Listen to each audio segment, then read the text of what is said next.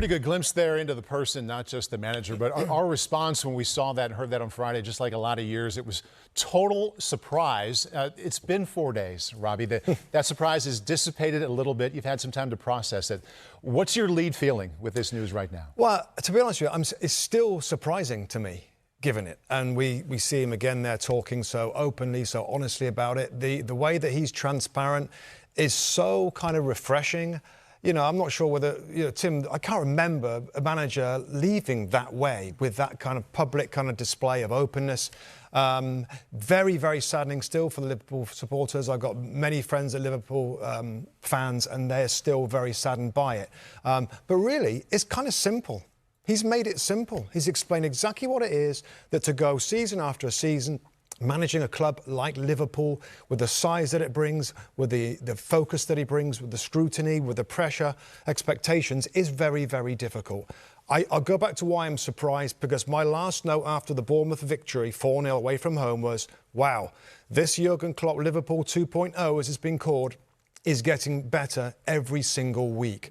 So the fact that he is witnessing that, is experiencing that, and still realises that his energy is rapidly declining, and he sticks with this decision, that's the kind of surprising and the shocking thing for me. But again, a reminder to everybody how difficult and how 24/7 being a manager of a Premier League club, particularly at Liverpool, is. Yeah.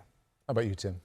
Surprised like everybody else. I mean, he brought glory back to Liverpool Football Club, a proud football club. They know what it's like to be on top, to have the trophies, and for so long they've waited for this man. They've waited for someone who could bring them success, and it looks like Jurgen Klopp because it is Jurgen Klopp. I just think well done to him. Well done. So many players, so many managers wait too long. They do. They wait too long. They get burnt out.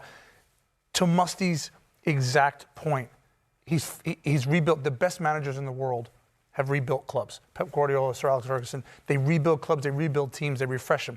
This team looks like it's on the way. That's the biggest draw for managers, to say, I can see the success coming. There's more success. I'm going to stay on for this. So imagine being in his shoes and saying, I've rebuilt this. This is going to be a successful team for the next few years because of what I've done, and yet I'm still willing to step aside. So well done to him for that. There's so many ways to splinter this conversation, the thoughts after that. My thought goes to these next 3 or 4 months playing in the Premier League and the other 3 competitions they're in. There'll be a lot of energy tomorrow against Chelsea, but after that, what kind of impact, negative or positive, do you think it'll have on his side? Well, positive, I think it absolutely galvanises the club and the team. And they're going to want to send him out the best possible way by winning as many trophies as they can. So that is a major positive, where some might say the uncertainty might be difficult or negative. I don't think it is. The only couple of things I would say is that, and we've already seen it from players, that contracts might want to be extended, that, oh, hang on a minute, I'm not sure now. Virgil van Dijk said it. We know Mo Salah's contract's up as well, and Trent Alexander-Arnold.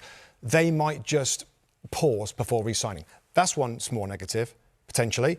And the other one, of course, is the emotion of this, the emotions of it. It doesn't have to be or need to be a distraction. If it's a distraction for the team and the questions every single week and the players and the fans, I hope it doesn't become that and everything settles down very quickly. Yeah, and it will galvanize them. And that's the positive and negative, the motivational side and also the whispers. And I think when it comes to the players, and I'll use Muste's word, grooved, there's no team that is more connected to their manager than the Liverpool players are to Jurgen Klopp. And quite frankly, they're going to want to win it for him, but when they lace the boots up and the ball gets kicked, it's probably the last thing they're going to be thinking about because they're so focused and they're such a good team. A lot to look forward to with Jurgen Klopp and Liverpool coming up against Chelsea. That'll take place tomorrow afternoon. Just getting started here with this story, and we'll be following his final few months at Liverpool, of course, where he's brought so much success to the club. He's the only Liverpool manager to win the Premier League.